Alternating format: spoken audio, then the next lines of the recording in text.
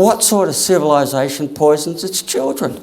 I think future researchers and historians and scientists are going to look back and just shake their head and say, this must be the most stupid civilization that's ever existed. You know, seriously. And because, you know, what I want to say here, there is zero requirement of testing for the special requirements for children. And I'm going to talk more about it.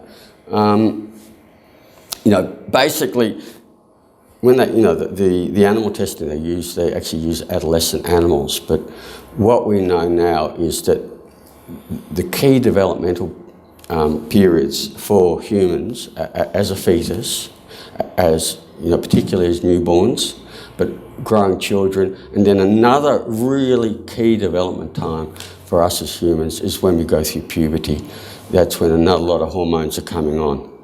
And at this stage, chemicals can really affect it. So while the regulatory authorities have zero evidence and zero requirement to get that evidence, once again, the independent scientists have published not 1, 2, 3, but hundreds and hundreds of studies on it, just on the way chemicals work as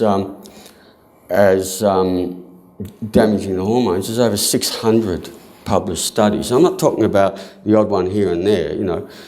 Regulatory authorities really have to go out of their way not to find them. They really work hard not to see them.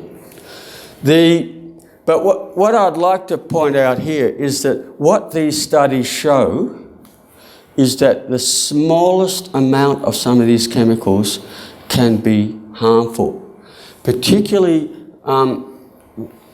what happens with many of them, when they get down to really small amounts, the molecule's small enough to bind with what is called the hormone receptor on the cells, and then they start acting like hormones, but they are not the hormone, so they basically send false signals. That's what we call it endocrine disruption. Endocrine means hormones.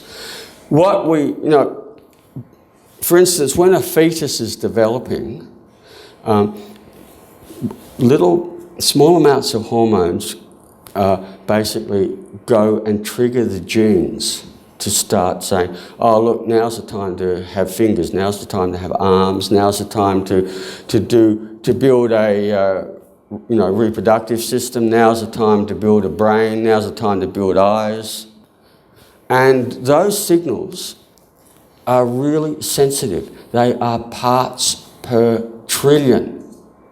That's the amount of hormone that is used to trigger the genes in the development of a fetus, and also in young children, and also when children are going through puberty and adolescence. What's a part per trillion? You've got 3 Olympic-sized swimming pools of water and you put 1 drop in it. That's a part per trillion. Now, what happens with... And we actually know hundreds of pesticides that do this. They act like hormones. Many of them, for instance, act like estrogens. And basically trigger, come on and give signals of estrogen. And this is actually really important with the development of the fetus, we know now. So, the evidence now is showing very, very strongly that these extra estrogen signals are now responsible for basically the early age of girls going into puberty. We're seeing this as getting earlier and earlier. And we know that is one of the basically signs or of getting breast cancer. The earlier a girl goes into puberty, the higher her percentages of breast cancer.